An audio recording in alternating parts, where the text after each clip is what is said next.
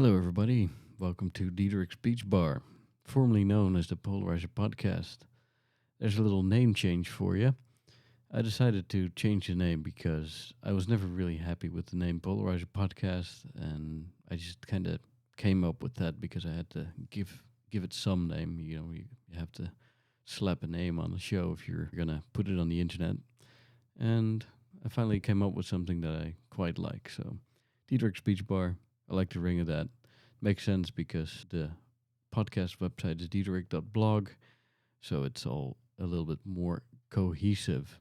And the nature of the show, of course, also fits the name, as it's a long form conversation with someone as if I'm sitting next to him in a bar. That's kind of how the main idea of the show started out. So finally an appropriate name after 3.5 years. So there we go, Diederik's Beach Bar. And today I am talking to Dinosaur Dave. Dave from episode number 30 and 31 from Dinosaur Rock Guitar. Those are some of my favorite episodes I've done so far, and we went very deep into legendary guitar players and guitar gear, amplifiers, and effects they use. And we were kind of talking like, well, we have a lot more to talk about, but how are we gonna do this? Because there's so much to talk about in the world of heavy guitar.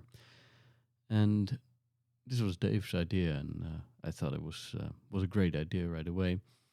On Dinosaur Rock Guitar, there are these alchemy profiles of these legendary guitar players, and these are very well written, nice articles. And we figured, well, let's go through that in an audio form, audio/video form. I mean, if you're listening to this on just audio, you'll get a good idea of what we're talking about. But this is also a video, so if you have the chance, you can look at this episode on YouTube as well, as some clips will be shown during this conversation as well. And today's subject is Ritchie Blackmore, the guitar player from Deep Purple and Rainbow. And I think that's all the introduction that's needed there. We're talking about this gentleman for over 2 hours, going into his playing style, into what kind of guitar gear he uses, and basically his entire career in music, at least the hard rock part. The medieval music part that came after Rainbow, we don't talk about that a whole lot, but my guess is that most of you will be tuning in because you're big fans of Deep Purple, Rainbow, and the man himself.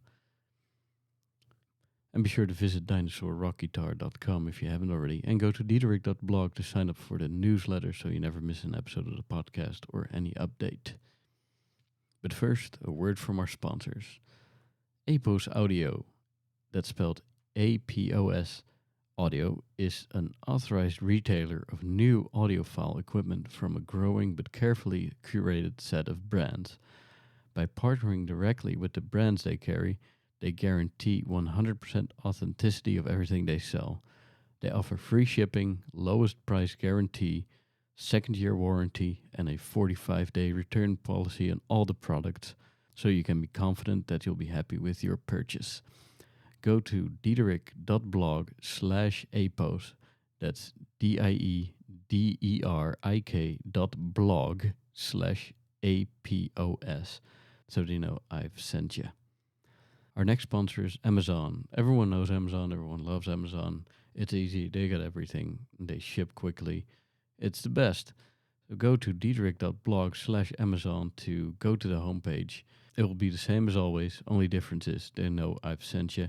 So I'll get a little kickback every time you make a purchase. It's a very easy way to sponsor the show. You can even create a bookmark based on diederik.blog/Amazon. So every time you go to Amazon, you'll land on it through the affiliate link. Very easy way to sponsor the show. And the last one, Alert Allergy app for iPhones. Alert is spelled ALLERT, and that's because it's an app for people with food allergies. If you travel to a country where you don't speak the language, you can use this app to generate a dynamic allergy card based on your specific allergies in the language that you choose. It supports the 14 most common allergies, which cover well over 90% of all cases and 44 different languages.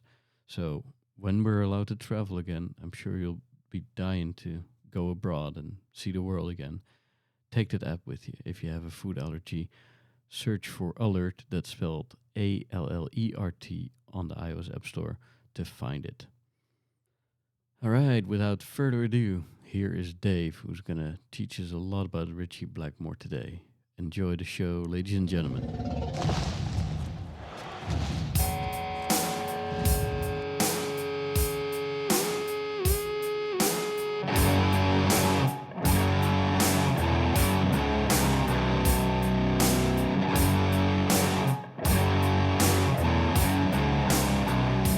All right, welcome to the show, everybody. This is a different kind of episode. I am again talking to Dave, whom I've talked to twice before, episode 30 and 31. Be sure to check those out first. And that went very well. And we thought, well, let's dive deeper into these profiles that are on Dinosaur Guitar. So, Dave, why don't you tell me a little bit about this plan? Okay, so we were talking about what we might do next because we both enjoy these discussions. And Diedrich has mentioned before that the website that I run has a section called Guitar Alchemy where we profile lots of different guitarists who are big in this genre of heavy rock and melodic metal. And we do an in-depth profile in written word on my website, and we thought, wouldn't it be cool if we did a deep dive on some of these players as a series where we basically can have a conversation about what's sort of written in text, but to discuss these points and show examples with video clips and audio clips and everything. And we think it might be fun. So that's what we're going to try to do.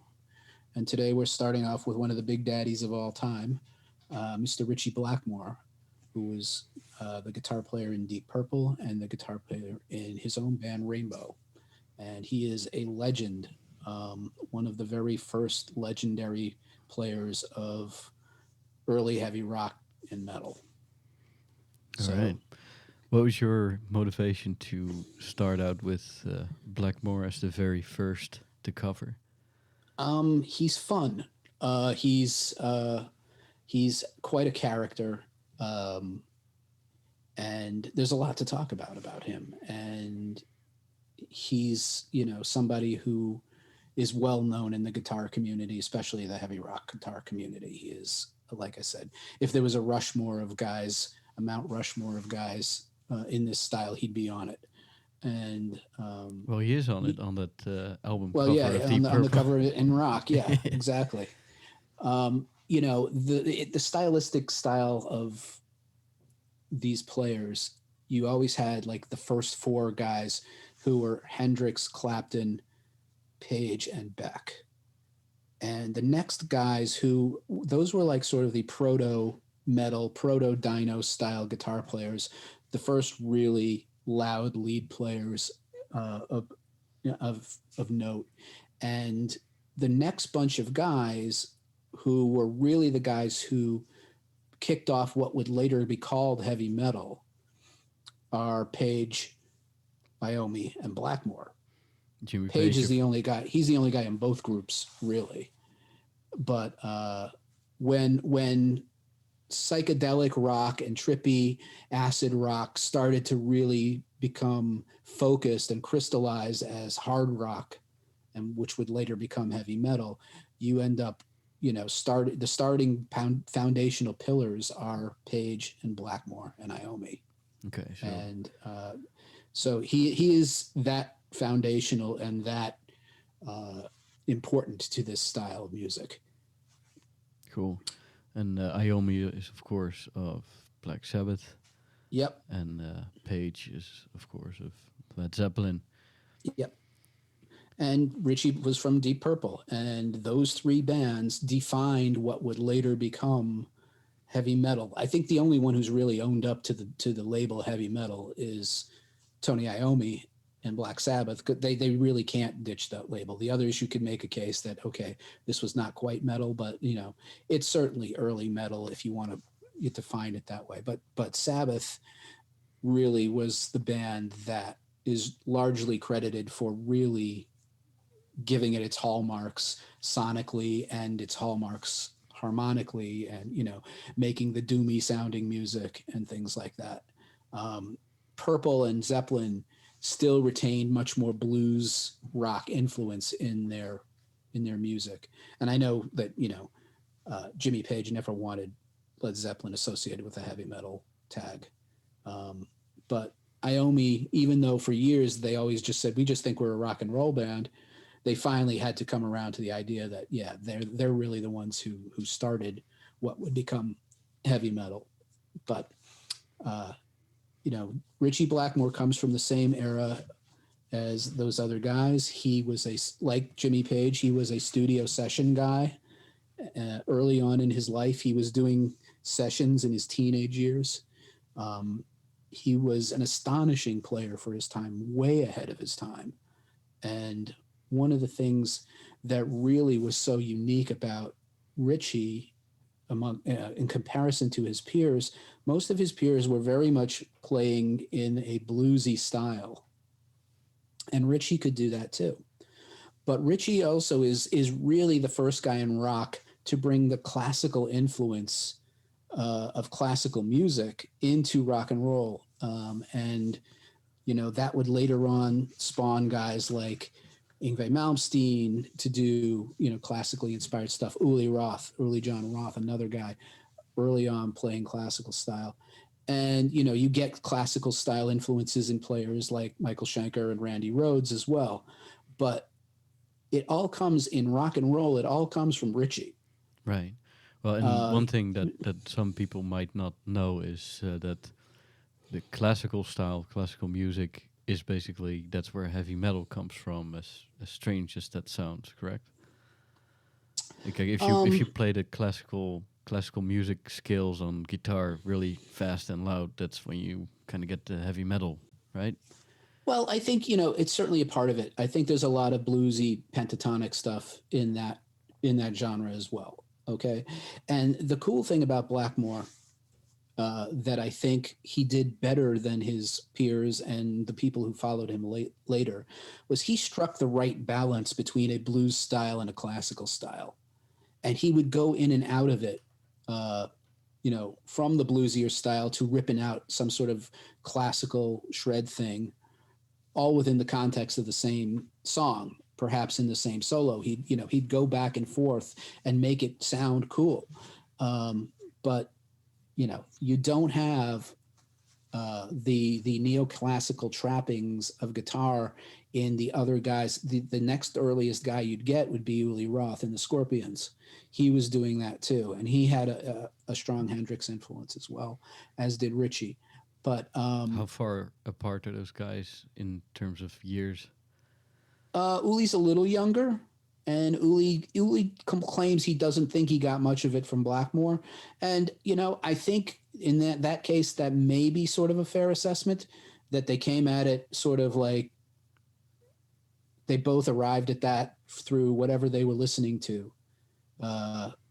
And here's where is a good place to talk about what we're going to do in this show is go through these alchemy profiles as written and sort of cover the things that we cover there.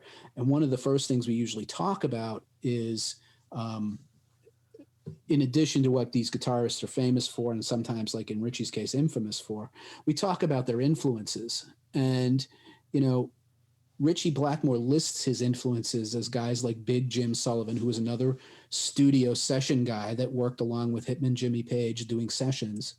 Dwayne Eddy, American rock and roller. Hank Marvin, he was the guy in the Shadows who was so big in the UK in the early days of rock and roll. Django Reinhardt, that's gypsy jazz. Wow. Wes Montgomery, that's straight jazz. James Burton, that's your Elvis guitar player who does sort of the Elvis style rockabilly stuff. And Les Paul, not the guitar but the man. Those were the influences you see him list when you can find them. And for the life of me, when I listen to Ritchie play, I don't hear those guys. He's a true original. I'm sure he was influenced by those guys, but I don't know where it comes out in his own style. He is so distinct and so instantly recognizable when he plays. There's a lot of players who try to sound like him, but he doesn't sound like anybody else. You could, if once you know what you're listening for, Ritchie is so instantly recognizable in his style and his sound. And you know, I think the classical stuff, he doesn't list that, but I mean, clearly he was listening to some kind of classical music. And he was also, I know he said he listened to European radio through like a ham radio set and was picking up like uh, Eastern Bloc countries putting out like I think some of the scales he plays he heard in like Hungarian music and things Wow. like that. Yeah, so I mean he heard things he liked and he assimilated them and like we all do as players. But the way he ended up mixing it up and putting it together and how it came out in his own playing was extremely unique. The fact that he's super recognizable, I can also attest to that. I was listening to a lot of Deep Purple and Rainbow in the weeks leading up to this interview.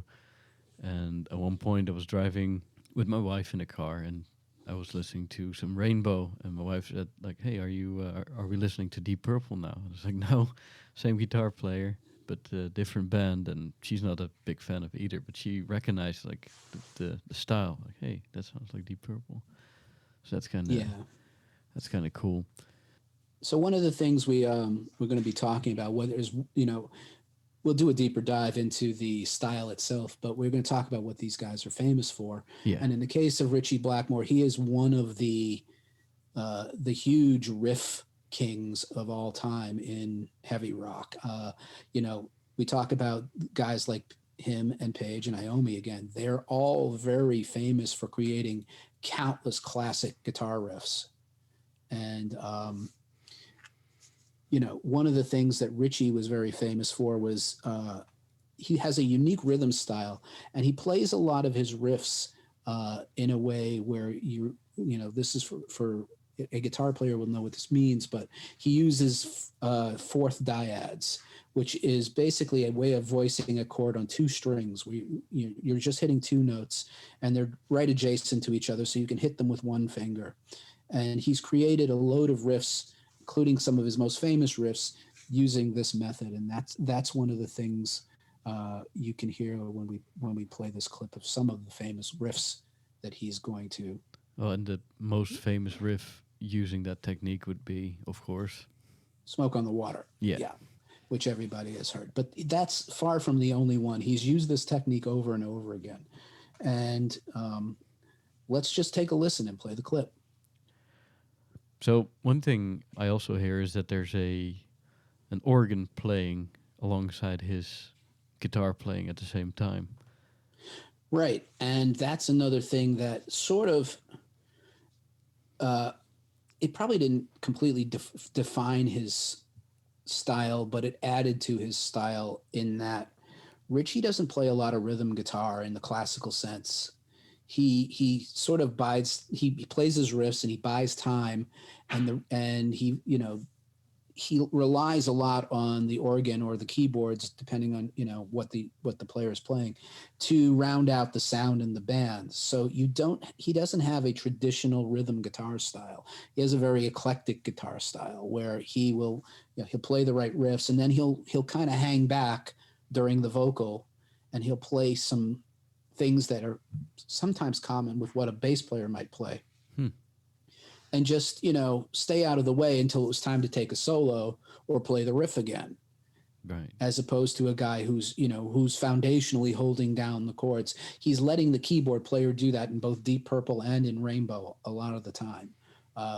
Does he also write the composition for those keyboard lines, or is that from the? I don't think so. I think he when he was with Purple, he was working with John Lord, who was a genius anyway. One of the probably the greatest rock organist of all time. Who would come up with his own parts and was every bit the soloist Yeah. that Ritchie was. I mean, brilliant player. That made in Japan record, like everyone in the band, that's Deep Purple record, everyone just goes crazy, Well, including the everybody in that band was a complete uh, virtuoso on their respective instruments. yeah. You know, The drums are also just crazy. yeah. I mean, it was according to Ritchie, it was a band with five colossal players who had five colossal egos. And when he started Rainbow, he wanted to get back to a band where the only colossal ego was his own, and he knew it. So this was, we talk about one of the things we talked about some of the stuff he's famous for. By the way, some of the other things he's famous for was he discovered a lot of great singers throughout his uh, time in Purple and Rainbow. With Deep Purple, the original singer was Rod Evans, but they found Ian Gillan later, and then they found David Coverdale, and then they found Glenn Hughes. And then when he was going off to do Rainbow, he found Ronnie James Dio. And then he found, later, he found Graham Bonnet, and he found Joe Lynn Turner. So you're talking about, a bunch of very famous singers who are all great singers in their own right. Some of the most legendary singers in this style of rock and roll music. And all of them have connections to being sort of, discovered by Ritchie and to a certain extent Deep Purple as well. They all, agreed on these singers were, the ones they loved. So, and the things that he's infamous for are equally impressive. He has a reputation for being really sullen and stubborn and moody and difficult to work with. He once said in an interview that he loved the Betty Davis quote, "You're nobody until you're difficult." So I think he really embraced that. He also, I think, in addition to embracing it, he also sort of pokes fun at it at the same time. He's aware that he has this reputation. And while I think he's pleased that he has this reputation, he's not above poking some fun at it at times. But he's not a guy who's got a lot of people saying a lot of great things about him as a person. Everybody will agree he's a great player, but he has really fostered this reputation as a volatile, cantankerous character who was notorious for playing practical jokes on members of his own band and things like that. And I think, the other thing, we have the clip for this, but one of the legendary stories was when he and Deep Purple were performing at the California Jam in 1974, where Ritchie had it written into the contracts that Deep Purple would go on at dusk and be the first band on the bill that had lighting. And it was a big festival. It was like 300,000 people there. And they were supposed to go on at like 8 or 9 o'clock when the sun was going down. And of course, these things, that the way they're run, it's always a shamble. And all of a sudden, around 6 o'clock in the evening, ABC television is telling them, "You got to go on now." And Ritchie said, "No way." And he was not about to budge. He locked himself in his trailer. And they pounded on the doors, and they tried to get the other bandmates to get him to go on stage early, and he just was not having it. And when you know the backstory, I kind of understand why he did this. For years, I didn't hear the backstory. For years, it's just like Ritchie went apocalyptic at the Cal Jam, and no one really knew why. But when he did a video series in 2015, like a DVD of his own career, he explained a lot of things in a lot of contexts that had never been explained before. And he tells the story. You can find this on YouTube. And just go to YouTube and search for Blackmore at Cal Jam. Yeah. And you can see him explaining why that day went off the way it did. And it was funny because at the end of the thing, I was like, I don't blame him for doing what he did now, because he had really not wanted to play that show at all. He was against doing big festivals. He said they're always terrible. all of these things that he said they were always a nightmare. And then he said, the only way I'm doing it is if we have it in our contract that we're going to go on at dusk and be the only band that, the first band that has lights. And that's why he agreed to do it. And then they were trying to get him to do it before that. Why? And because the show was running ahead of schedule. Right. And it was ABC, the network ABC in America was filming this thing live for television. And they had like 2.5, 3 hours of dead air on waiting for the next band to come on because Blackmore wouldn't come out of his trailer. And, he finally goes on stage. They finally go on stage as the sun is setting down when he said he would. And at a certain point, he was obviously still pissed off. But at a certain point, the cameraman started getting too close to him. They had this big TV cameras that were, on dollies. They were like, bigger than a person, 1970s era television cameras on wheels and stuff. And it started getting too close to him. And they had told the cameraman prior, stay out of his way. Don't get too close. But the cameraman didn't listen. So at a certain point in the show, Blackmore finally goes off. And he takes his Strat and he beats the crap out of the camera. And it's all caught on film. And in the last song, what they wanted to do was upstage Emerson, Lake and Palmer, who I believe were going on after them. And so Ritchie, what he did was he had his roadies pour gasoline all over his fake Marshall amps. And he was going to have them set on fire, and it was going to be this dramatic looking thing, the kind of, spectacle that you got at Woodstock with Hendrix, burning stuff and Townsend smashing his guitars and stuff. But they put too much gasoline on the amps, and they didn't just catch fire. They kind of blew up. Yeah. And they blew a hole in the stage. And Ian Pace, the drummer, his glasses went flying off of his head. I think somebody got singed or something like that. You see Glenn Hughes running out of the smoke towards the front of the stage. It was a big conflagration, and this is the end of the show. The amps are on fire. The stage is blown up. There's a big hole in the stage, in the floor of the stage. They've destroyed the thing, and I think, if I remember correctly in the story that Ritchie was telling, he said like the manager was kind of like standing in front of the monitors so the ABC people couldn't see what was going on stage.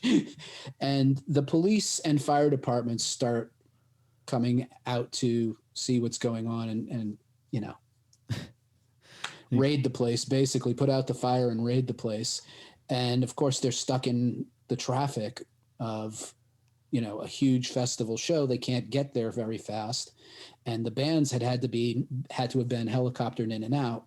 So while the police were trying to get there, Ritchie and the band, they jumped on a helicopter and got away. So they got out of it before all of it came down. I think the band did end up having to pay for the $70,000 TV camera that he broke. But that'll give you kind of an idea of the kind of character he has been. And was he also like a big party guy with drugs and women and throwing so much things, drugs, like destroying hotels and stuff? They would do some practical jokes. There were definitely practical jokers, and especially in I guess. Ritchie was a practical joker in both bands, really. But like, what would he do? I think one of the stories that Lemmy from Motorhead tells is the best story he remembers, is that there was one guy who was like part of the management entourage or something like that in the band, and I think he got so wasted or something like that they stripped him naked and drove him out to the countryside, and he found himself like naked in a car like 100 miles away or something like that. Or there was a case where they taped a guy's mouth shut and tied him up, and they basically hung him over the stage for a while. Um, yeah, I don't remember all the stories, but if you look into, there's some stories, and he was always that guy, and but not so much. I mean, I think there was plenty of social drinking, but not, they were never a big drug band. Okay. Deep Purple, not until Glenn Hughes and Tommy Bolin, but the original incarnation of the Mark II lineup, and the same was true in Rainbow. It's not a band known for a lot of heavy partying like some of them. Right. And he also had like the loudest amps out there, right? That was also the thing. Yeah. So let's get into some of the things. We'll save that for the gear talk, but All right, sure. let's talk about the one of the things we talk about are a player's strengths and their weaknesses, and we touched on this a little bit already earlier on. We talked about the riff writing. That was a huge strength for him. The classical influence of bringing in all of these sort of stylistic Baroque influences from classical music into rock and roll. And it's worth noting that he's always been a fan of medieval music and minstrel music and things like that. And what he ended up doing years and years later in Blackmore's Night was something he was thinking about. There's interviews from like 1978 where he's talking about wanting to play some of that kind of music at some point. And I think when he finally burned out on, heavy classic rock, and he wanted to go into that direction. And that's where he's been for the last few decades of his playing life. I think he's 75 now or something like that, and he's he has this band called Blackmore's Night with his wife, and they go around, they play these festivals, these medieval festivals and things, and there's a degree of popularity he has with that. Most of the people I know aren't that interested in that aspect of his music, but it seems to have made him both the wife and the project seem to have made him a kinder and gentler Ritchie Blackmore than what he was as a young man, I think. And they're still cranking out albums, right? Yeah, they do. They do. So we talked about the classical influence. We talked about the blues influence, and you'll hear the blues influence in a lot of the Deep Purple stuff. It's really sort of, if you think of the two different bands, Deep Purple and Rainbow, there's a lot more of the blues stuff in the Deep Purple side, and there's a lot more of the classical stuff in the Rainbow side.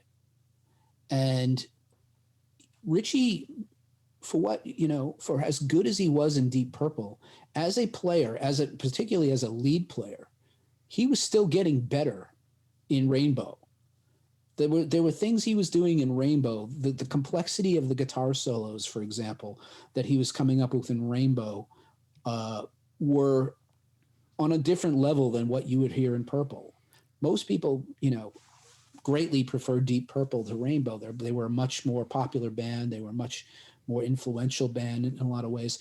But what I'm getting at is Ritchie kept growing as a player, and he would have been in his late 20s and early 30s at this point, and it's natural that he'd still be progressing. What would be a good example of a rainbow track where you can really say like, hey, that's like a different kind of level than the Deep Purple Yeah, stuff? the one that I keep coming back to, and we have a clip, and we'll play the clip, is the solo in Gates of Babylon from Long Live Rock and Roll. And what he's doing there, both in terms of melodically and in terms of technique, are on a different level than what you will hear in most of the Purple stuff. There's some blazing stuff in Purple. I'm not going to say there isn't. And certainly even when you get into after they got back together as Mark II in the early 80s, his playing was still, fantastic.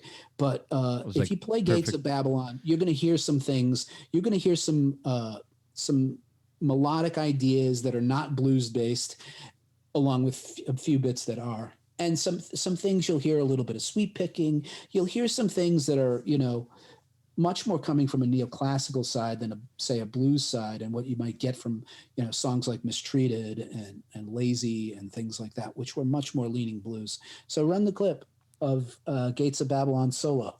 Sure. My God, that's good. Yeah, and it's really like, if you listen to that and you try to find something like that in Deep Purple, it's not there. Right. It's there are some neoclassical influences and classical influences in his guitar style in Deep Purple. You get it in Highway Star. You get it in a couple of other tracks as well. But you're getting it more in Rainbow, and you're getting it more later. We have, this is where it would be a good place to run the video of the classical inspired influence. Man, that's really something.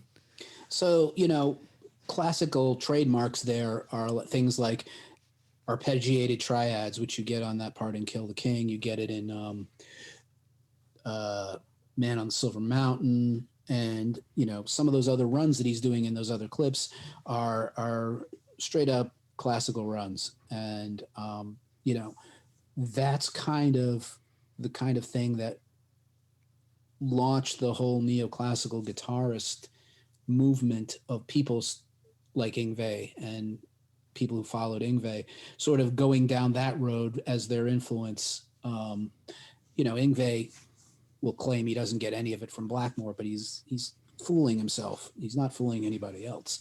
But it's clear that he listened to things like Ritchie, and then he dived deeper, and then went into listening to Paganini and all the things he says he listens to.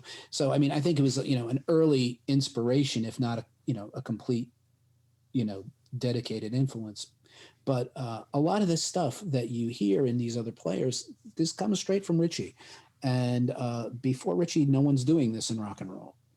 And then like I said, unlike most of the other players, he balances it really good with the blues influence that keeps it rooted in something more visceral and something more relatable and something more ballsy and sexual. And, he's a great blues guitarist too when he wants to be one. That's great. So it's just a little blues improv. But I mean, there are bluesy tracks, like I said, like Mistreated. Was that Deep Purple, by the way, or? Yeah, Deep Purple Mark III, Mistreated. They did it again as a Rainbow track later with Ronnie Diaz singing it. Things like Lazy, that's a blues track. So you have this balance of this guy who's kind of like got one foot in the same thing that everybody else is playing in those years, but he's also bringing this whole other classical thing that very few other people were doing. And even when he's playing blues, he still sounds like Ritchie. I mean, it's like you can't mistake it for anybody else. It's just such a unique style that he has. And then the other thing that was really apparent back in 1970, I'd say, is that he had far better chops than most of his peers. He was a more technical player than most of his peers at that time. Deep Purple, in its first lineup, Mark I Deep Purple, they opened for Cream for a while. And this was in 1968 when Cream were at the height of their powers, and Eric Clapton was reportedly God by most people over in the UK, and was doing really, amazing things on guitar in his own right. And here was Blackmore, who nobody knew at that time. He was getting on stage every night with the express desire to blow Eric Clapton off the stage. And by all accounts, he was doing it, and he was getting in Clapton's head, which wasn't that hard to do, apparently. But they didn't last very long on that tour.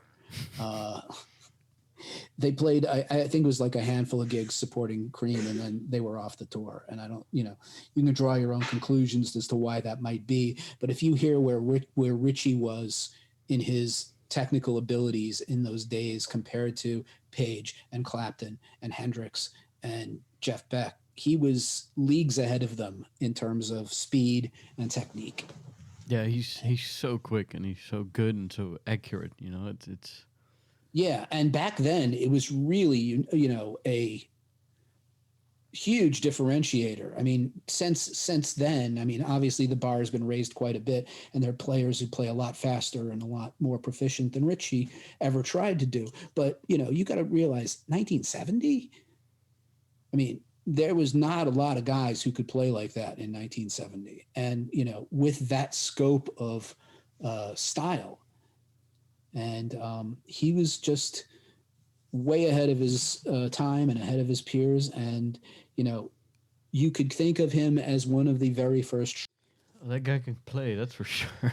Yeah, and he's doing it without all of the he's doing it on a Strat, and he's doing it without humbuckers, and he's doing it without all the gain you have these days. He's doing it with like the old Marshalls, where the levels of gain are really minuscule compared to what we have now. So there's like you're out there naked with that guitar, and he's making it really jam, and He's making funny faces while he's doing it too. He's always the showman too, and obviously in the first part of that clip, he let that camera live.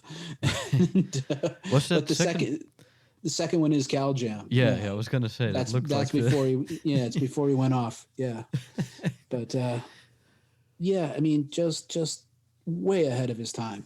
Badass. And some of the things we've also there's an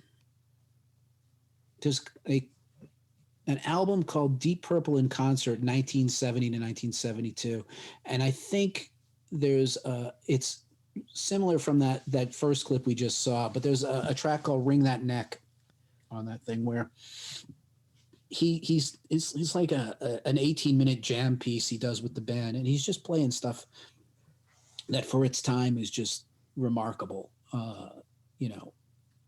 You're talking about like 80s metal levels of shred back in 1970, and it just wasn't seen. So that was that, along with everything else we've talked about his strengths, and also being a brilliant improvisationalist.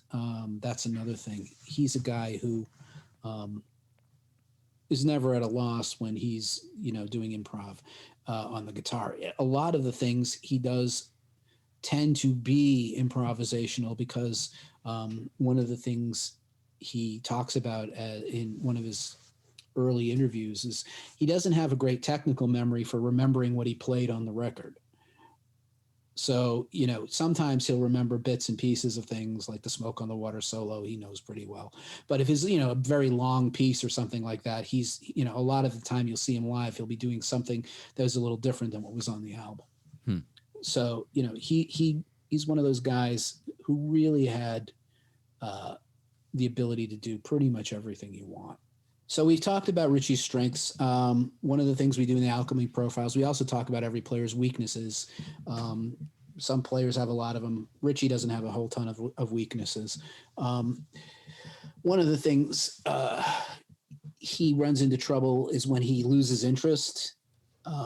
You've seen a lot of clips where he's a really compelling live performer, but there are also times where he's not in the mood to be playing and he's kind of mailing it in live. You usually get an okay performance, but it's not as, energetic, or, you can tell when he's not into it.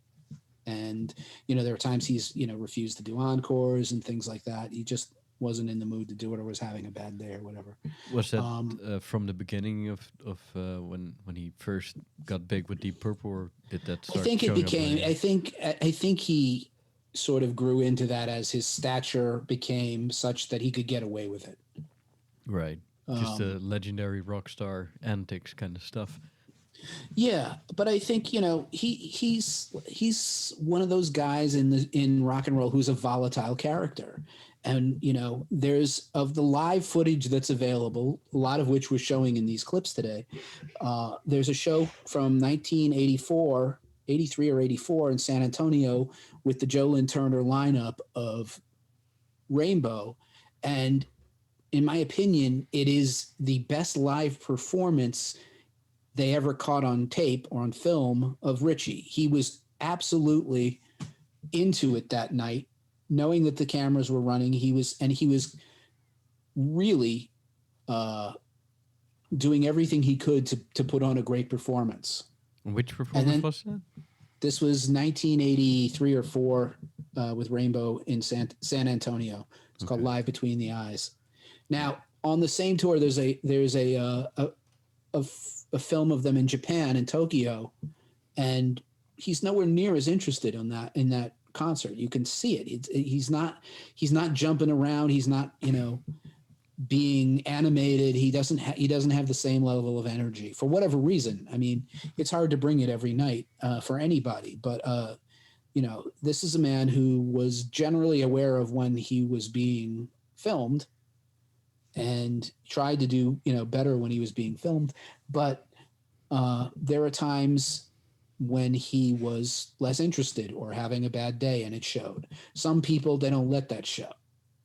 Right. Some people, they rise to that, and they just deliver an even performance. Blackmore was always kind of like, if you get him on a great night, it's wonderful. If you get him on a disinterested night, it's still pretty good, right? The other thing is, he was a fairly disinterested rhythm guitar player. We talked a little bit about this, but I'm going to read the quote that I put in the Alchemy profile, and it's from a 1978 guitar player interview where he said, "I hate to do rhythm tracks. They bore me silly." And although this comment was made in the context of laying tracks in the studio, the same can be said of Ritchie's live rhythm playing. In the same interview, he also states, "I love to have the freedom of just going on stage and playing whatever I want to play at the time. I'll play the numbers with which I'm supposed to play, but in the in-between parts, if I'm feeling good, I'll play something completely off the wall that I've never tried in my life." In other words, I just lay back for the vocal, and then when I do my bit, when it comes time to do the solo. I don't like to do intricate things in the backgrounds. I don't like clutter. I like the foundation to be simple. So this is what we were talking about a little bit earlier, where he's letting the keyboard and the song dictate what's going on during a lot of the rhythm parts of the verses and choruses and things. And then he'll wait when he has his moment, he'll go off and do a great solo or something like that. Or if it's a riff-based song, he'll play the riff, obviously. But there's a lot of times where he'll just, like, if you listen to the track Long Live Rock and Roll and you listen to the verses when Dio is singing, he's playing the kind of notes that a bass player would play. He's playing like a root octave figure or a root fifth octave figure where he's just playing single notes. He's not playing chords. So it's a different sort of style where he gets away with that because he always has a keyboard player in the band. If he didn't, it would sound really thin. Right. But that also makes Deep Purple's and Rainbow sound pretty unique because Absolutely. the only real big band I know who has a keyboard like central as a big thing is the Doors, but that was earlier. Well, I guess you also had the Animals, but that's like 60s. Yeah, well, I mean, you get a lot of synth stuff in the 80s and stuff, but I mean, yeah, that's true. Yeah. Even if you compare it to a guy like Eddie Van Halen, when he was in the era of the keyboards, he was still playing classical rhythm guitar. Right. He's holding it down. Were there any bands in the 70s in the similar style that were having a keyboard player as central and as well, I guess the obvious answer would be Emerson, Lake and Palmer, who never had a dedicated guitar player. Right. Yeah. And they so needed one. I mean, that would have been a very interesting band if they had actually had a killer guitar player in the band. But Greg Lake was the guy who covered guitar and bass. But it was really a lot about Keith Emerson. And then again, you have Yes with Rick Wakeman, but you have plenty of guitar and plenty of rhythm guitar in Yes with Steve Howe playing that stuff. So you're right. It's a very unique sound that you get when Blackmore's in the band because he leaves a lot of space where there would normally be rhythm guitar. The other thing he said in his interview was about why he never plays the same guitar solo twice.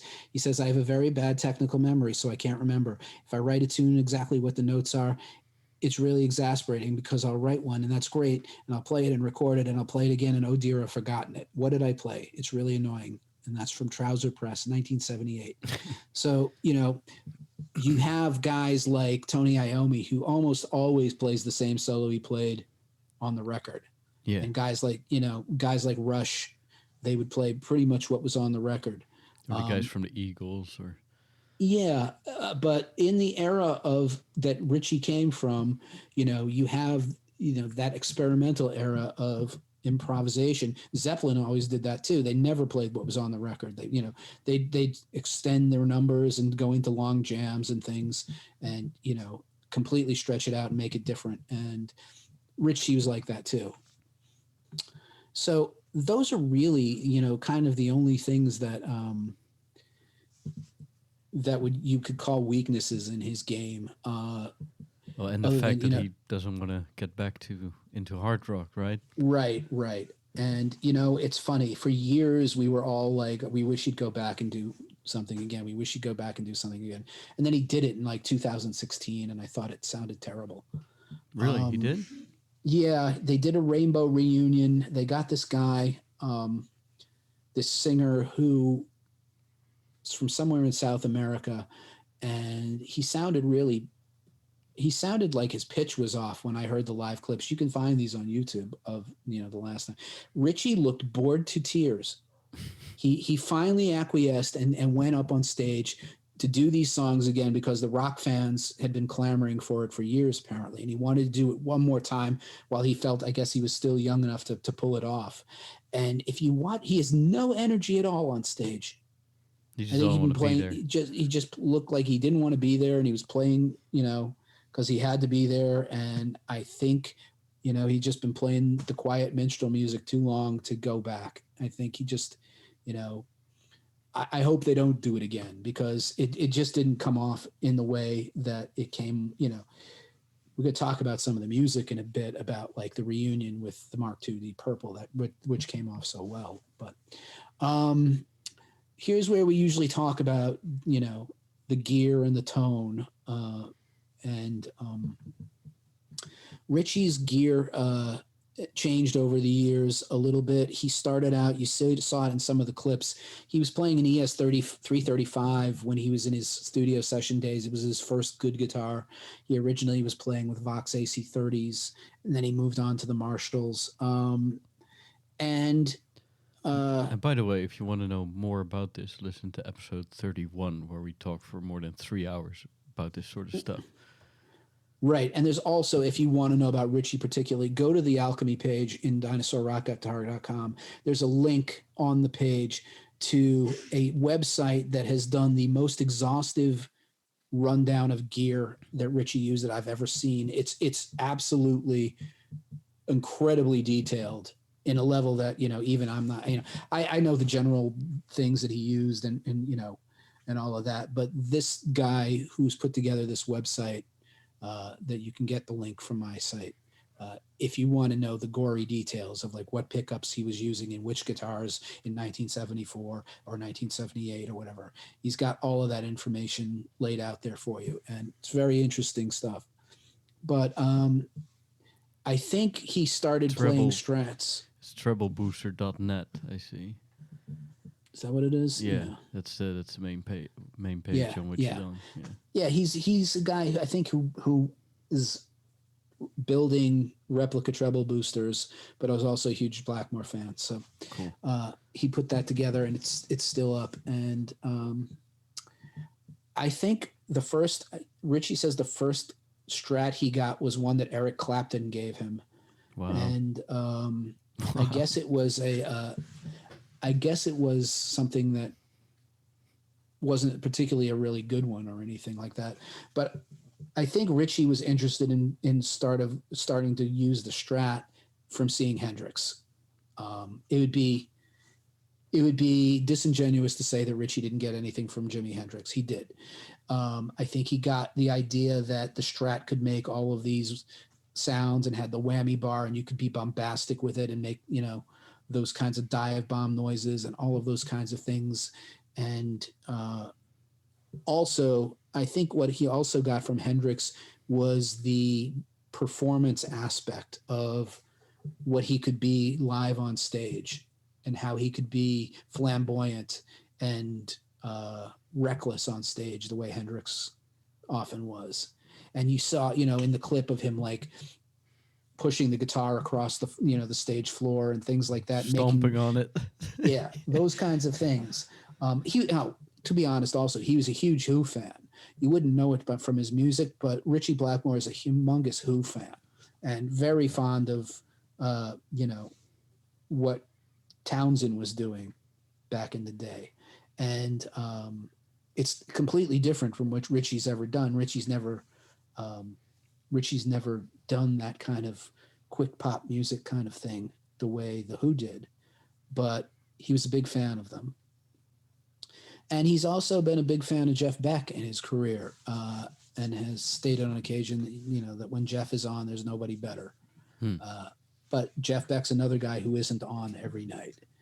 So you have that kind of thing. But anyway, he got the Strat apparently from Clapton, and he almost never looked back. He pretty much from the time he got the Strat, he stuck with it. The only place that it really comes up of any note, the 335 that is on Child in Time.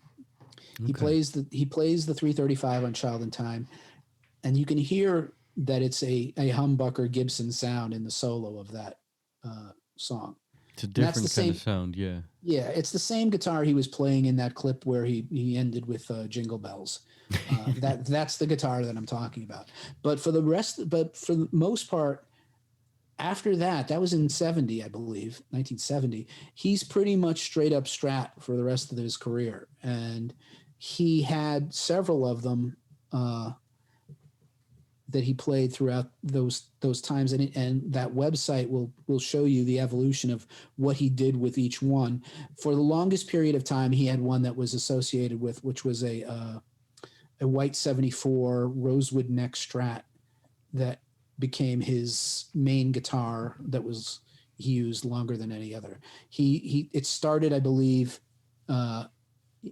I think he got that guitar during the Graham Bonnet years of Rainbow, but you don't really see it until like the Joe Lynn Turner era. And it's the guitar that you see when he's doing that blues jam, and the one where he's playing some improvisorial stuff that we're going to show you in a clip. It was an old Olympic white that faded into this banana cream color, and it had a scalloped fingerboard, which means there's scoops of wood taken out between the frets so that he can get his fingers under the strings a little easier.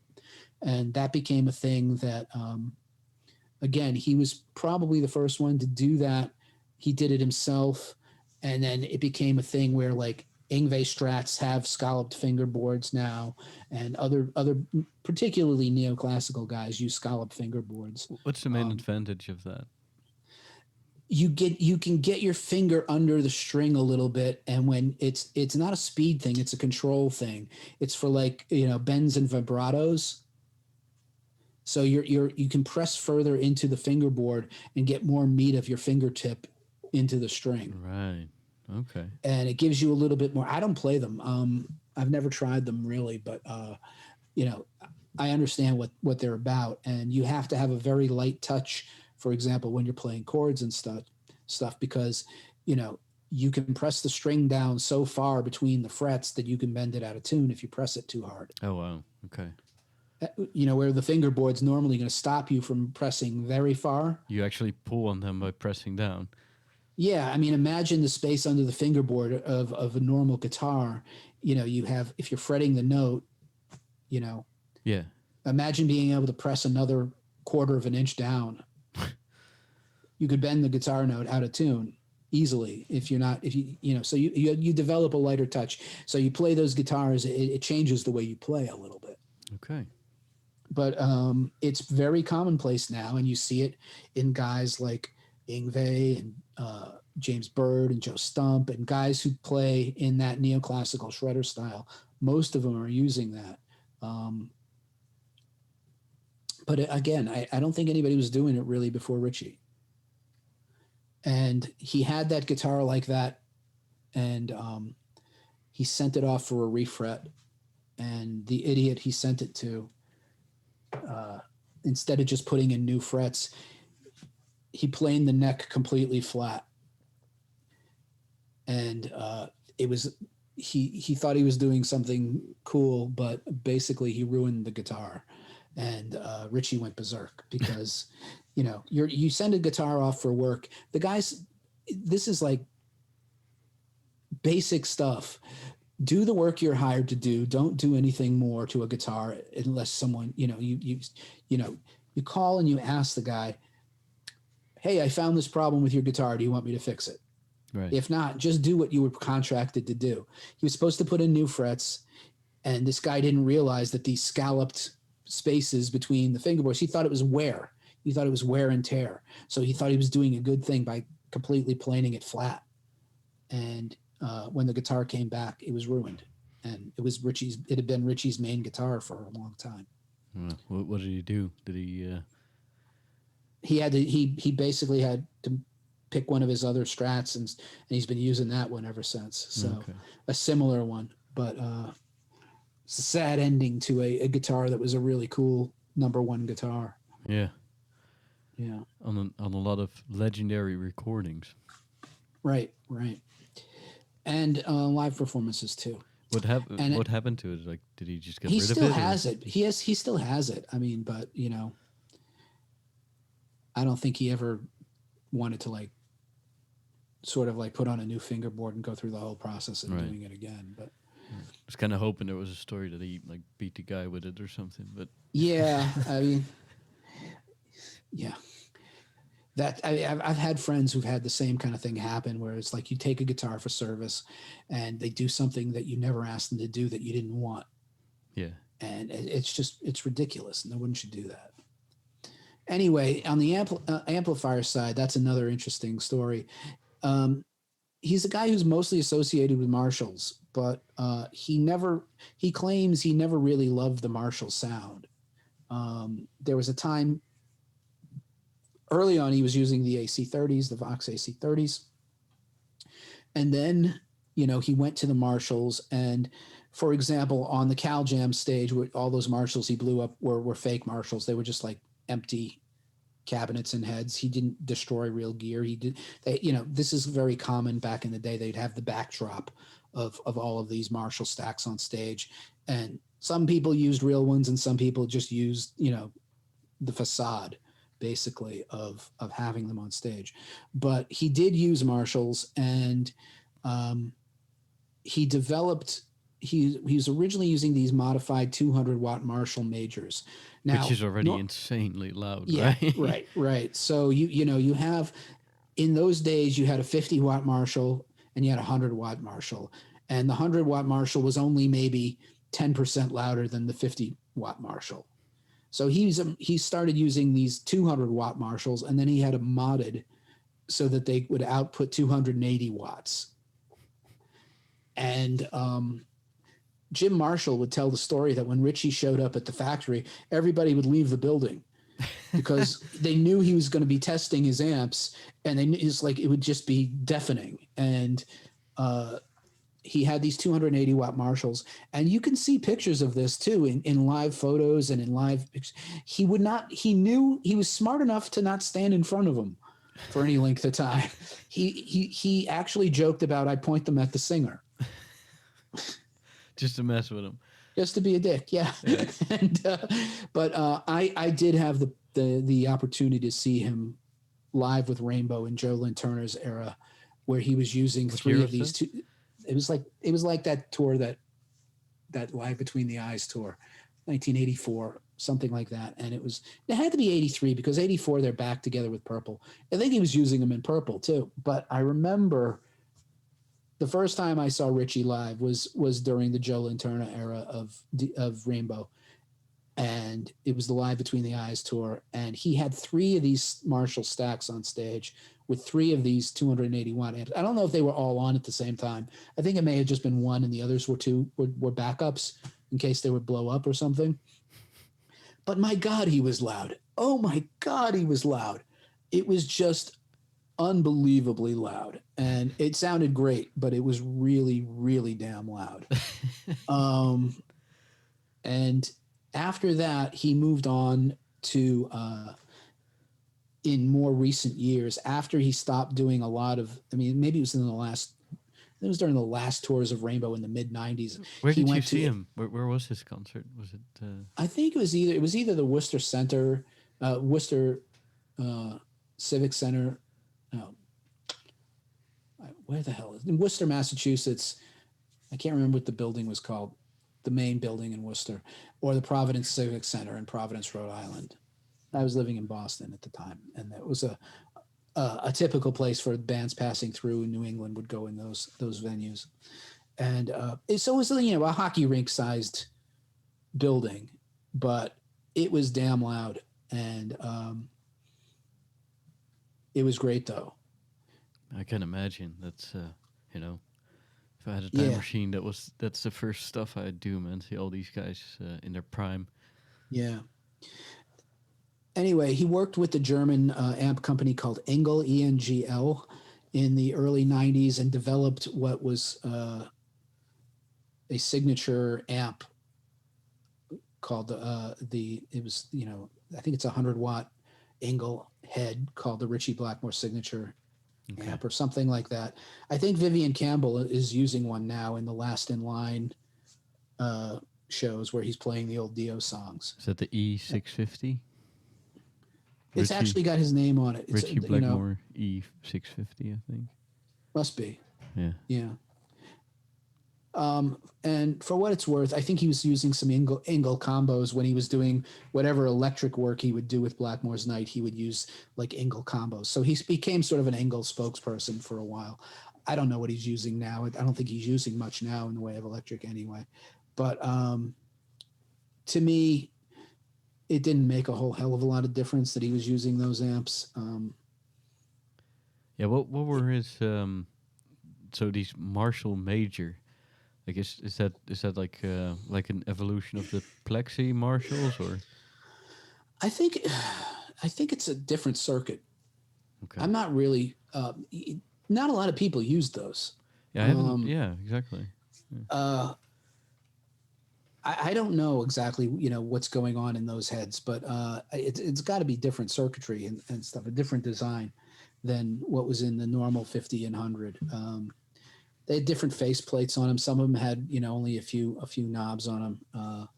I don't know which ones he was using exactly, but it was still very Marshall-y in terms of its. They only made 1,200 of them, so.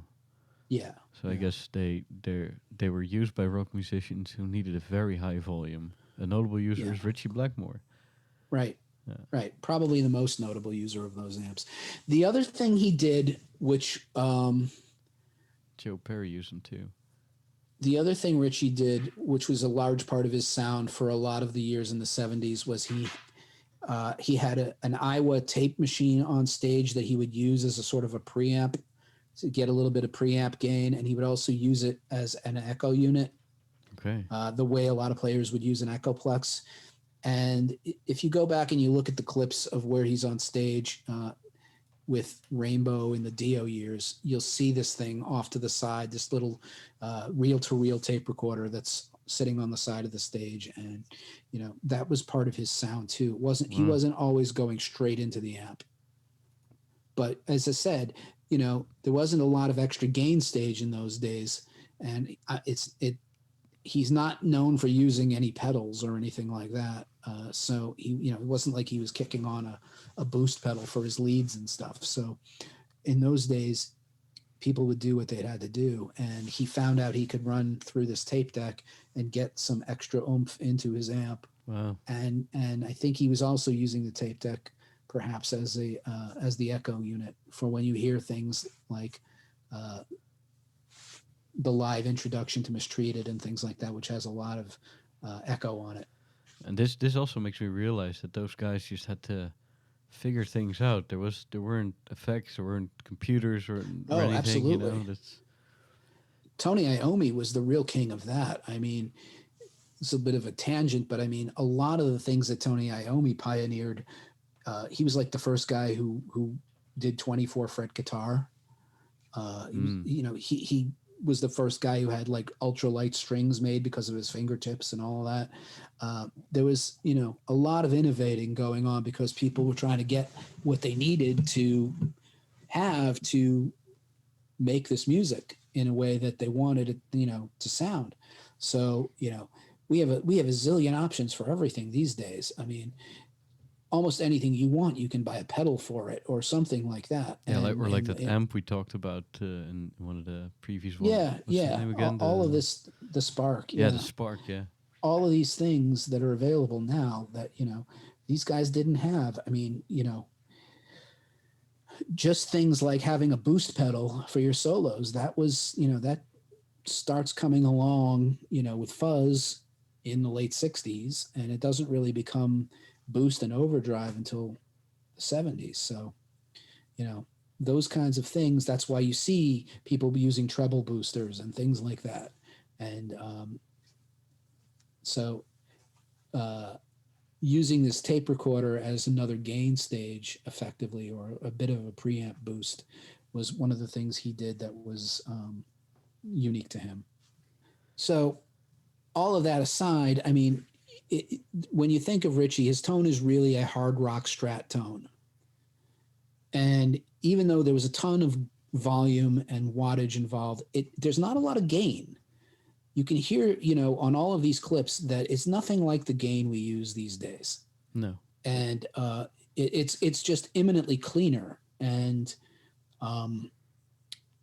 it's a thinner. It's like thinner sounding than Gary Moore's Strat sound in the 80s. It's closer to like Jeff Beck's Strat tone, but it's still cleaner and thinner. It's not. Blackmore doesn't have a fat sound, as it were. It doesn't have that big, thick, mid-rangey sound. It's more of a biting sound. right. That's it's got this clean, and it's more treble and more pronounced. It's not as warm even as Yngwie's sound. It's much cleaner and brighter, I think. You got to listen to it loud to appreciate it, I think. Yeah, and again, we think of as players of when you're playing fast things and hammer-ons and pull-offs and stuff, you want that gain so that everything's smooth, and that you get that compression where, if you're playing a lot of quick runs and things, it sounds smooth and even. Yeah. And you could hear on like on the clips from the Cal Jam when we're talking about the chops, where you stand in front of Cal Jam, you can hear that's not there on those clips. His notes die out if he doesn't hit them right. Right. And he almost hits all of them. He doesn't. He does a lot of what do you call it? Like alternative picking. Like he picks almost every note. Yeah, I mean, and there's there's plenty of hammer-ons and pull-offs and stuff, but back in those days, it was harder to make those things sound smooth and even. Yeah. Because you didn't have that excess gain that was so forgiving. They were the gear was more unforgiving in those days. Is I guess the best way to put it. If you start with a clean sound on a guitar and you just start trilling a note, la la la la la la, like that, Yeah. and you want it to run into the next one and the next one and the next one, the more you turn up the gain, the easier that gets. Yes. Now imagine trying to do that with low gain, and it just makes it a harder exercise, and it makes it harder to sound smooth and even, and that was the nature of the gear back in those days. And that only showcases how good he actually was, I think, too. Mm-hmm. Right. So the other thing we were going to talk about, and we've talked a little bit about this, was the other aspects of his guitar style. We talked about that he doesn't play traditional rhythms. You don't usually see him play a root 6 bar chord. He'll play what's called a root 1 bar chord, where you don't bar the whole neck of the guitar at the root note. You only bar the top 2 strings, the E and the B. It's the same chord, but he'll play it without the low end chunk. Whereas, a guy like Iommi will always play it the other way to get the low strings involved. Ritchie's lead style is very staccato, and it's perhaps the most distinctive and recognizable element of his playing. Every note is distinct and separate from the others. They don't run into each other like in a legato style. It's like the polar opposite of Joe Satriani. Okay, where everything sounds fluid and one note runs right into the next. Every note Ritchie plays feels distinct, and usually it's picked by itself. It's a very distinctive style. He also can be very heavy-handed with his style, but he can also be very delicate with his style. He goes back and forth between the two very fluidly and really effectively.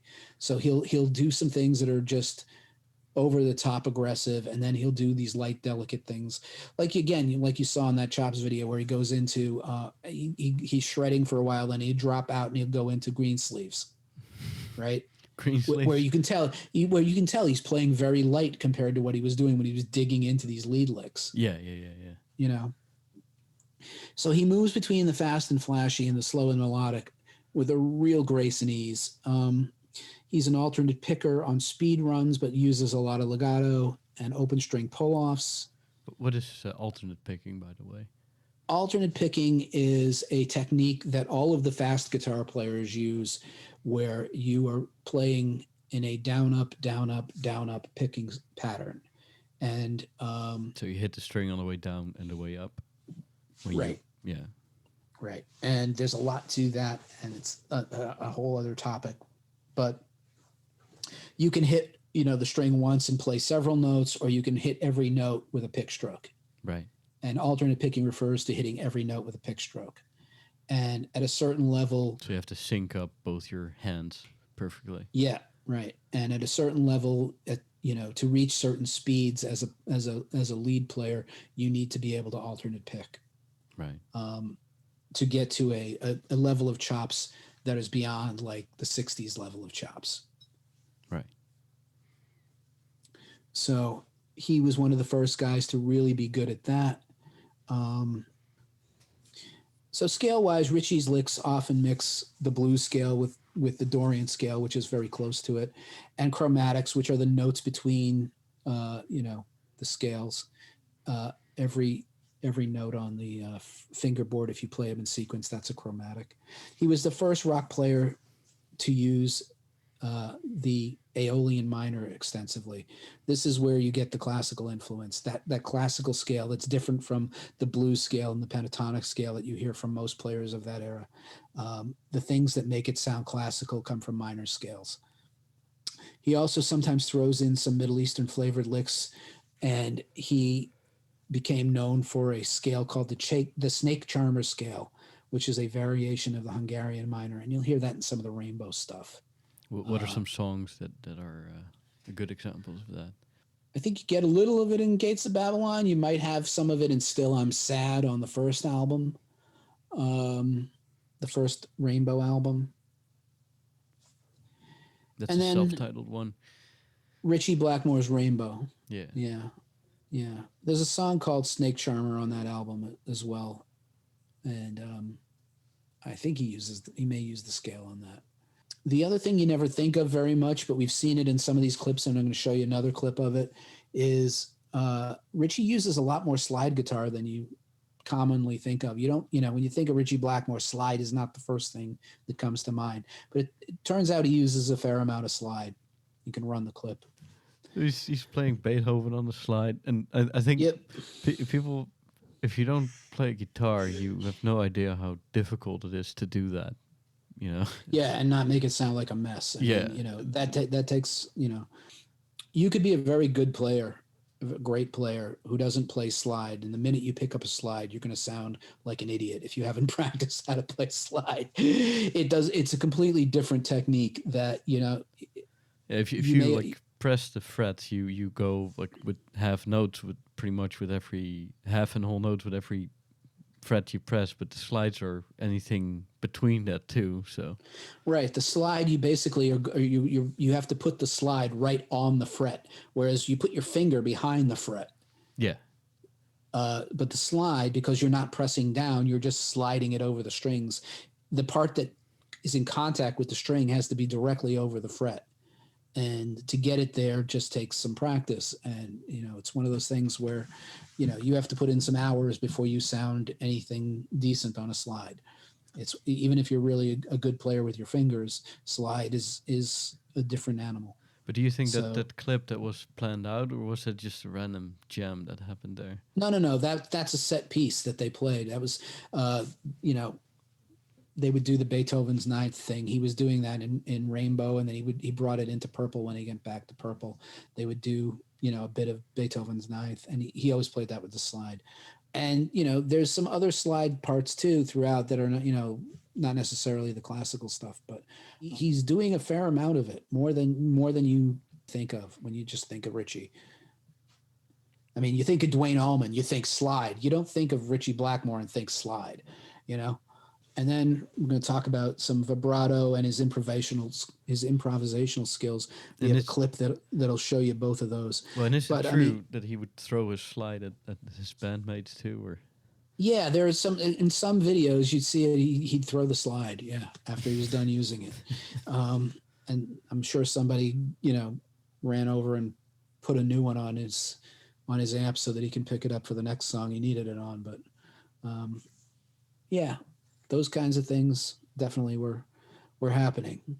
As for his vibrato, he's got a few. He's got a medium speed, medium width one, and he's got a fast, frantic one and a heavy-handed one. It depends on what he's doing at the time. like vibrato is when you kind of make the When you're bending the strings and continuing to bend them, you shake the note back and basically. forth. Yeah. Yeah.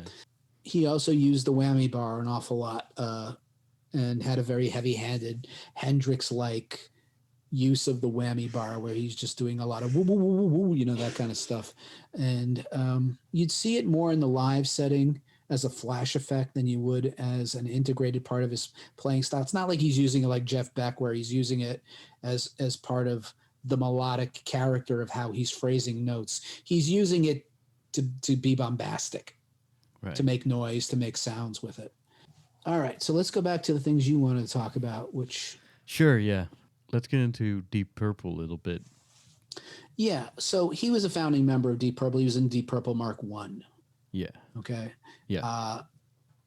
Deep Purple Mark 1, Mark 2, and Mark 3 is where Ritchie was.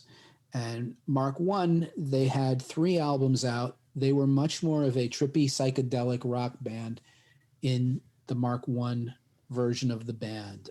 They had the hit with Hush, which they didn't write, but it became a hit. The first Deep Purple album is a bunch of covers, mostly.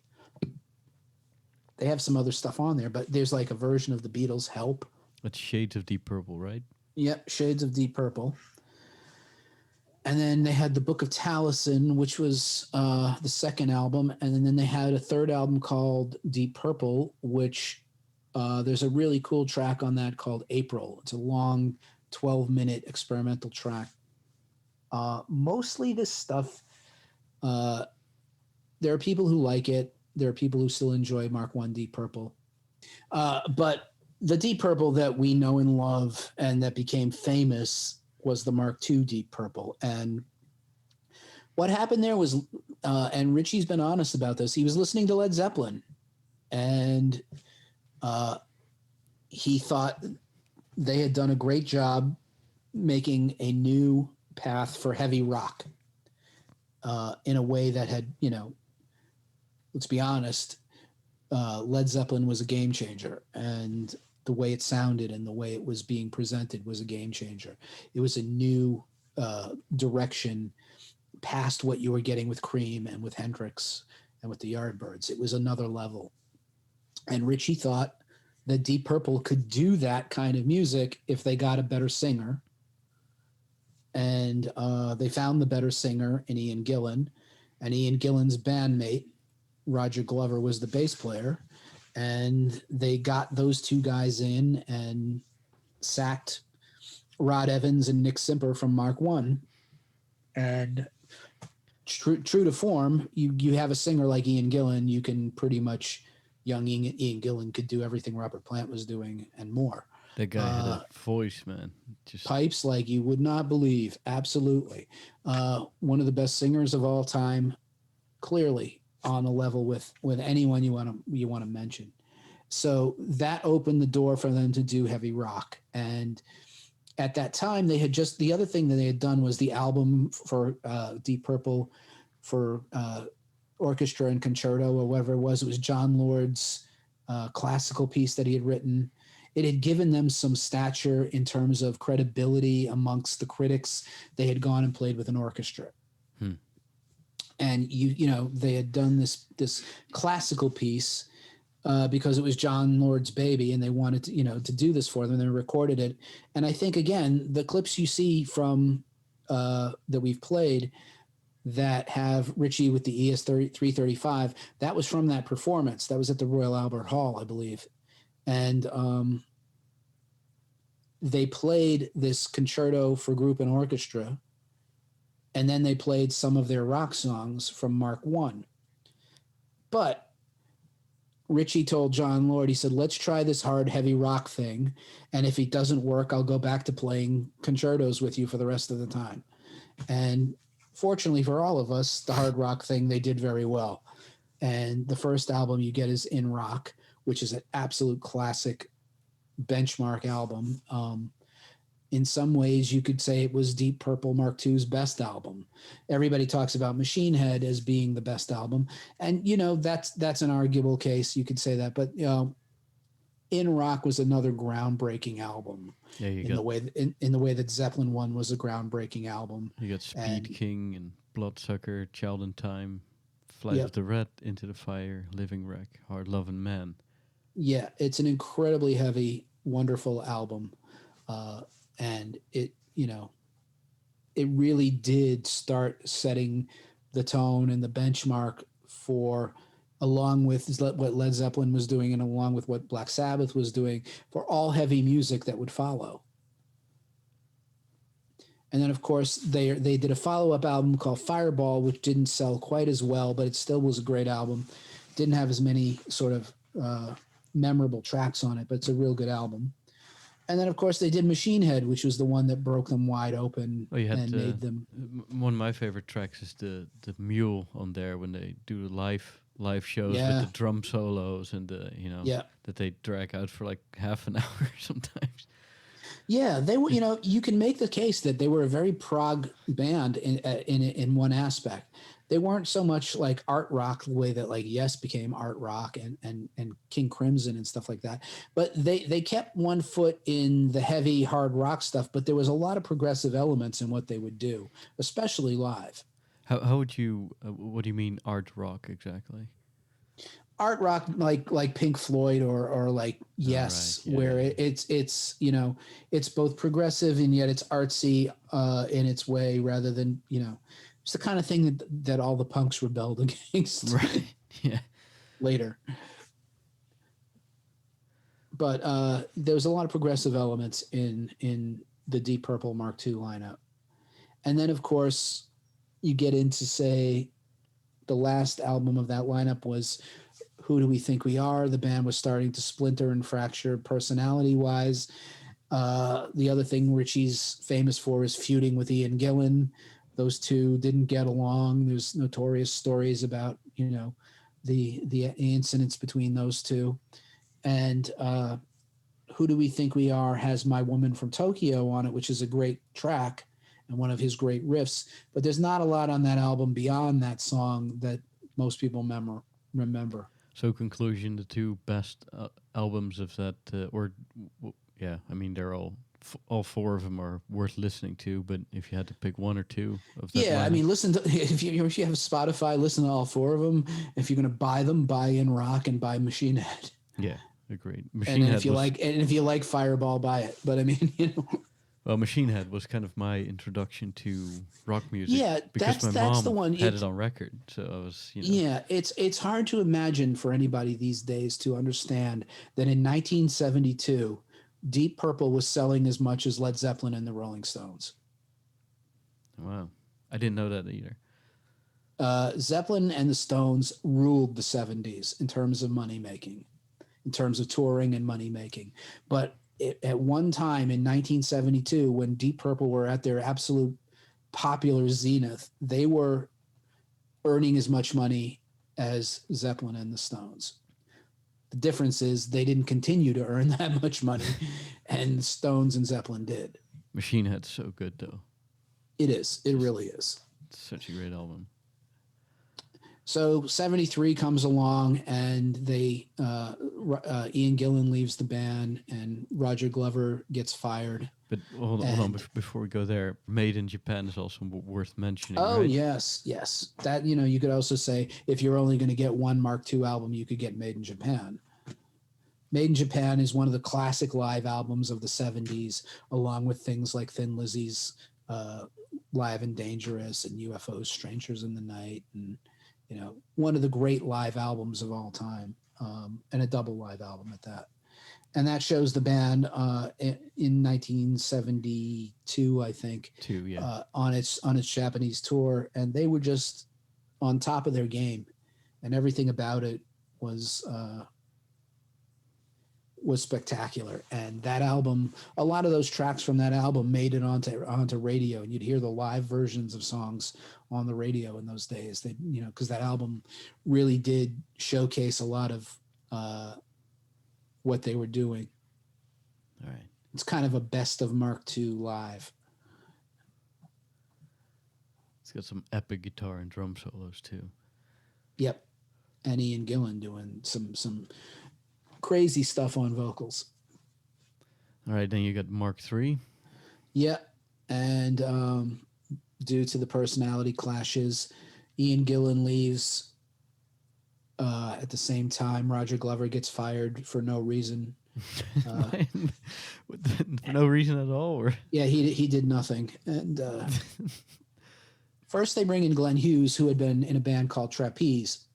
He's a bass player and a singer extraordinaire with a very different kind of voice. He could do a lot of the high-end shrieky stuff that Gillan could do, but he had a very soul voice rather than a blues voice, much more Stevie Wonder than, a blues voice. Right. And then they had talked about trying to get Paul Rodgers, but Paul Rodgers wasn't that interested. But Ritchie wanted a guy who was a bluesy singer like Paul Rodgers. So they actually put out an advertisement looking for somebody. They were looking for unknowns. And that's when they find David Coverdale. And he was a total unknown at the time. But he sent in a tape, and he sent in, like an audition tape, and they heard him, and they brought him down and told him to lose some weight and get your teeth fixed. And, a star was born, and Coverdale has one of the great blues rock voices of all time. Especially back then when he was in Deep Purple. His voice is a shell of what that once was. But on those albums he did with Deep Purple, man, his voice was absolutely mighty. And the first Mark III album was Burn, which is a classic in its own right. Burn is as good as anything Mark II ever did. It's got classic tracks on it. It's got brilliant harmony vocals between David Coverdale and Glenn Hughes. Ritchie's still interested at this time. The track Burn itself is one of my very favorite Deep Purple songs of all time. Yeah. It stands toe-to-toe with any other era Deep Purple song you want to talk about. And then you also have, some other songs that are classics as well, including things like Mistreated, which we've mentioned a couple of times, which is a big bluesy workout. And that was a great album. The last jam track, A200, is also great, I think. Yeah, that's an instrumental, and Ritchie's playing his ass off on that. It's really good. Burn, the very first track, is also just a crazy display of amazing musicianship. From all sides, Yeah, and you also have You Fool No One, which is a drum tour de force from Ian Pace, and it's just a magnificent album from start to finish. Burn. It's really, in my opinion, easily as good as Machine Head. You can argue which lineup you prefer, but as an album, I'd say it's easily as good as Machine Head. Then Ritchie starts getting uninterested again. Doesn't like the direction that Glenn Hughes is pulling the band in towards more, black influenced music, soul influenced music. And they do this album called Stormbringer, and Ritchie is mostly checked out by the time of Stormbringer. It's a good album. I like the album. It's not uh, for the reasons I like the other albums. This is where the band starts changing and becomes a little more soulful and a little more funky. And Ritchie is a smaller part of the overall picture on this album. I love the album because of the vocals. I love the album because of the feel of the songs. And when Ritchie does play, it's really effective. But you can tell he's lost interest. He's just not. It's just not as his fingerprints aren't all over that one in the same way. And then they go on tour at that point, and they take a band called Elf on tour with them. And Elf has a lead singer named Ronnie James Dio. And the rest of that is history as well. Ritchie hears Ronnie singing and realizes that he could do a solo thing with Ronnie as his vocalist. At that point, he leaves Deep Purple. He starts Rainbow with Elf as a band, except he kicks their guitarist out and inserts himself as the guitarist and swallows up Elf, basically. So he gets Ronnie James Dio. He gets the rest of the band, Elf, minus their guitarist, and that's his new solo band called Rainbow. And I guess they accepted it because Blackmore was legendary at that point. Oh yeah, he's going to make them. He's going to make names for all of them. Right, except for the guitar player they kicked out. Right. He ends up, he ends up having his Pete Best moment. Yeah, they do the first album, and it's a good album. And shortly after they put that album out, Ritchie realizes this band is limited in its talent, other than for Dio. So he sacks everybody but Dio. So after he sacks the initial band, he replaces them with Cozy Powell on drums, Jimmy Bain on bass, and Tony Carey on keyboards, and you have a much stronger band. And Cozy Powell immediately affects the entire sound of the band and takes it to another level. His drumming in the Rainbow stuff is just magical and powerful, and it's such a huge part of what their sound became. That second album is so insanely heavy. It's just it blows your head off. Right. And then they do a third album with Cozy and Ronnie Dio, and they change the keyboard player and they change the bass player to Bob Daisley. And the keyboard player, I believe, is Mark Stone on Long Live Rock and Roll. David Stone. David Stone. And for my money, that's the best of the three albums. I know a lot of people like Rising better. I think Long Live Rock and Roll, they get the right balance between shorter songs and epic songs. And it's just the level of magnitude goes up. And for example, some of the best harmonies you'll ever hear Ronnie James Dio sing are on Long Live Rock and Roll. He just does a lot of 3-part harmony work on that. The drums are spectacular and part of the composition. And Cozy Powell gets credit for writing credit for things like Kill the King because his drum parts are such a important part of the song. It's a magical album. That's the one that has Gates of Babylon on it, which we listened to. Terrific stuff. And then Ritchie gets tired of that and wants to go in a more pop direction and realizes that, he's pretty much run his course with heavy rock in that respect. And he wants to take things into a more radio friendly sort of direction. And he has a conversation with Ronnie James Dio, and he says, I want to do things like love songs. And Ronnie says, I don't do love songs. So that band splits up. He ends up getting Graham Bonnet. I believe he's also credited for finding Graham Bonnet, who really wasn't the name before that. Graham Bonnet becomes part of Rainbow. It was an odd mix. They did one album called Down to Earth. There are 2 tracks on that are standout tracks. One of them is All Night Long. The other one is Since You've Been Gone, both of which were radio friendly compared to the Dio stuff. But Graham Bonnet doesn't have a classically radio friendly voice either. He's a guy who has a sort of somewhere in the middle voice, and he's a very intense sounding singer at times, and very brash sounding at times. So if you're looking for like pop radio sensibility, Graham Bonnet isn't going to be your guy either. So after one album with that lineup, he regroups yet again and eventually finds Joe Lynn Turner, who has a nice smooth pop voice but can also sing some bluesy rock. And you know, a lot of the 80s stuff is characterized by the Joe Lynn Turner era.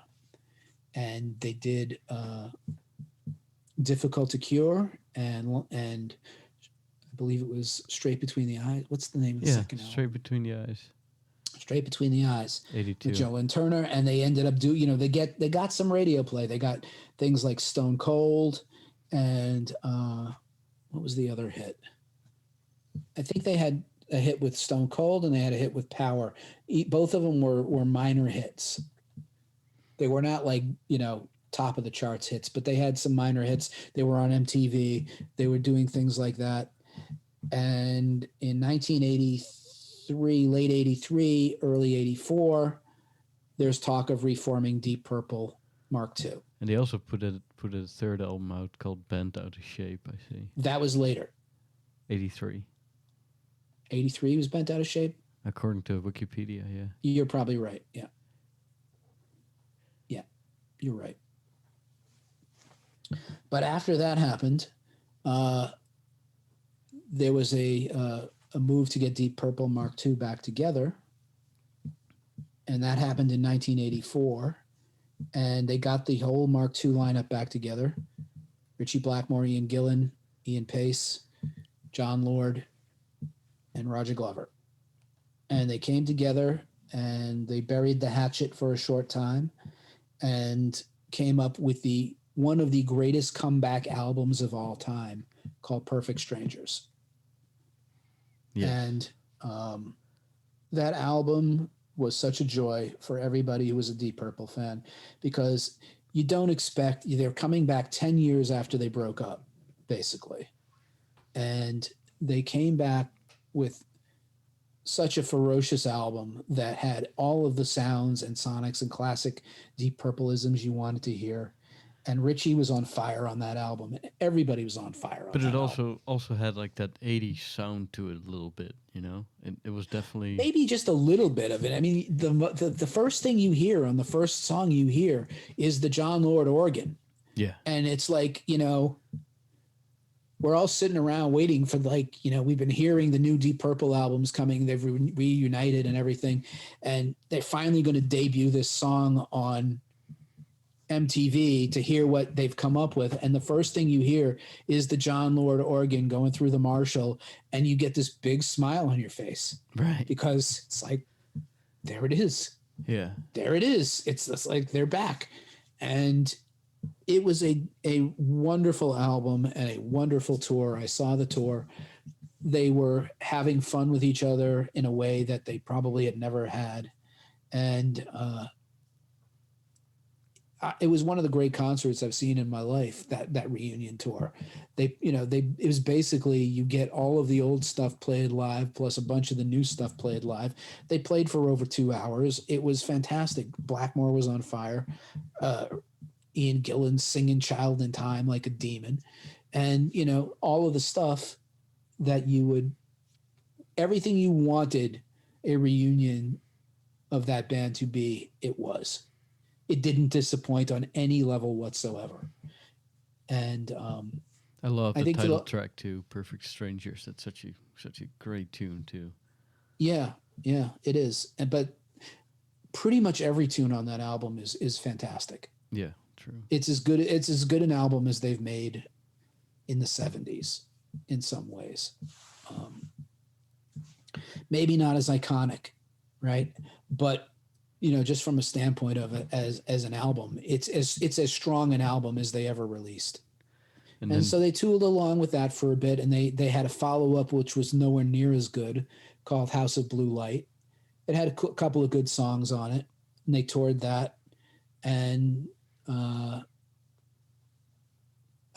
think that's where the wheels started to come off again, and all the old uh, arguments and dislikes started to show up again. And for whatever reason, they decided to do one more, and they called it The Battle Rages On.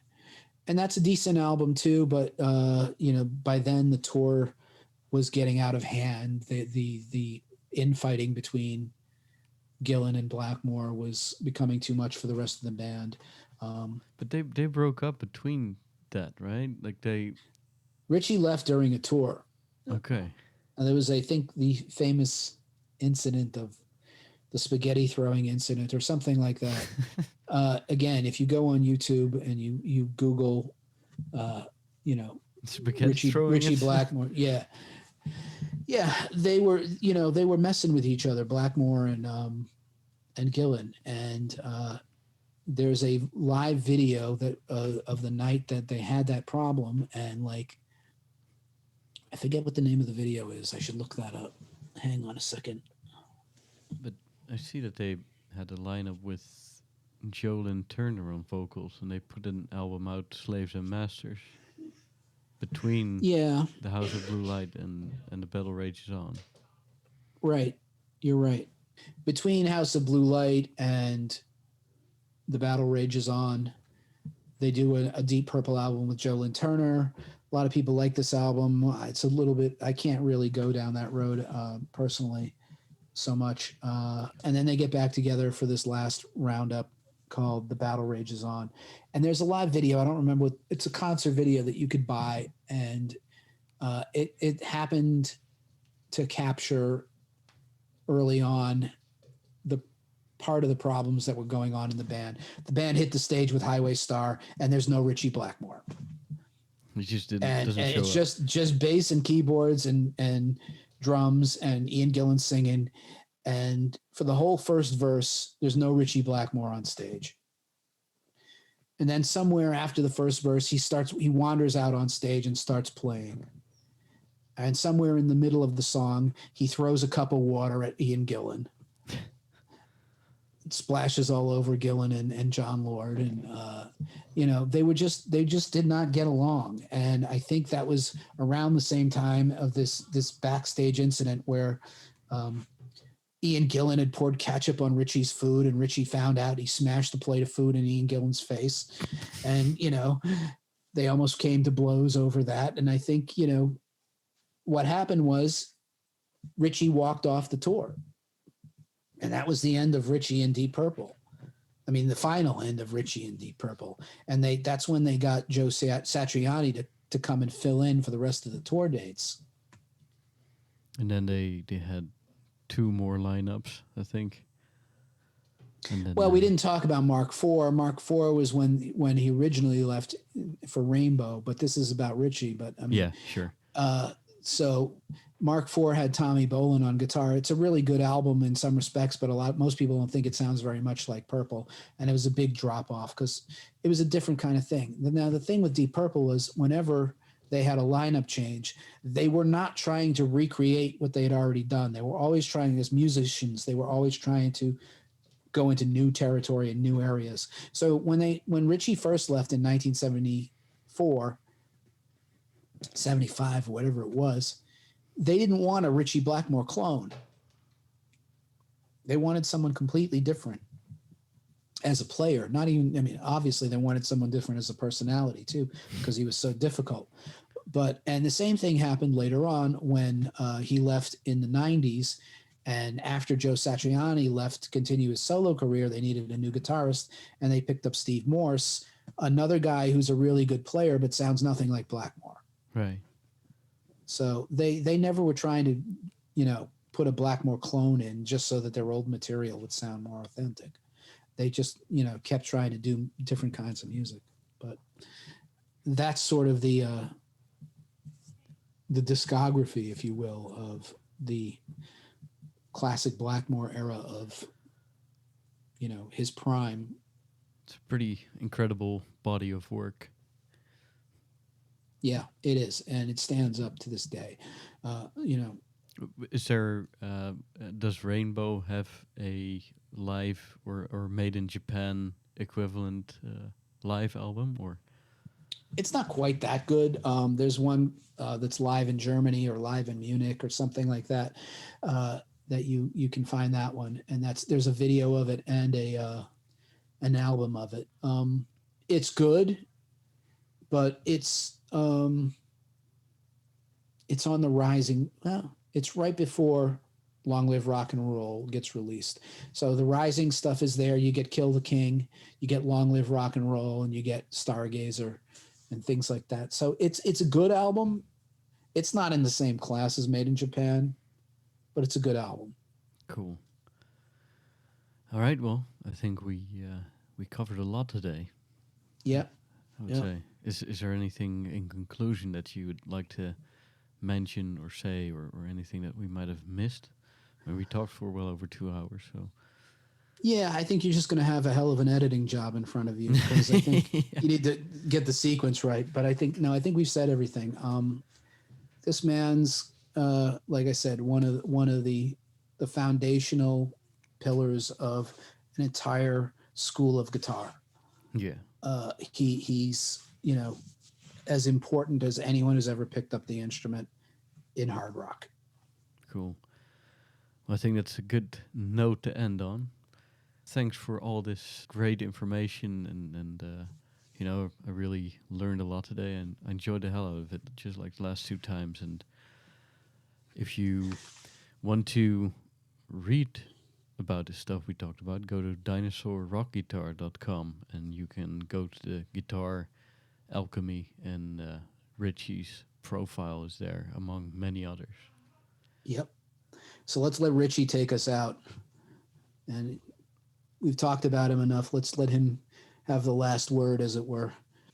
So in this last clip, you're going to get pretty much a good look at everything we've been talking about of his lead style. You're going to see, the light touch, the heavy touch, the vibrato, the improvisational skills, all the things that he's doing in this clip are right in the moment and off the cuff. Yeah, they had set this up for him to have a moment like that, but this from night to night is going to be a different thing every night. He's not playing the same thing every night in those kinds of things. He's just jamming at that point and making it up. He really just does it so well. You can't say too much about Ritchie. I mean, he's just a classic. He's one of the greatest of all time. He's, a god in the pantheon of guitar of this genre. And with that, take it away. All right, everybody. I'm sure you enjoyed that one. I enjoyed the hell out of it. Thanks again for coming on, Dave. That was great. Be sure to go to dinosaurrockguitar.com to find more background on what we talked about and many other players and much more information regarding the rock and roll, or I should say the heavy guitar rock universe. And also be sure to go to diederik.blog to find the show notes for this episode and sign up for the newsletter there so you never miss an episode. Follow me on social media at Dutch Diederik. And if you're watching this on YouTube, be sure to subscribe to the channel so you also don't miss episodes. There's more of this coming. I'm very excited about it. That's it, everybody. Thank you all for listening, and tot ziens.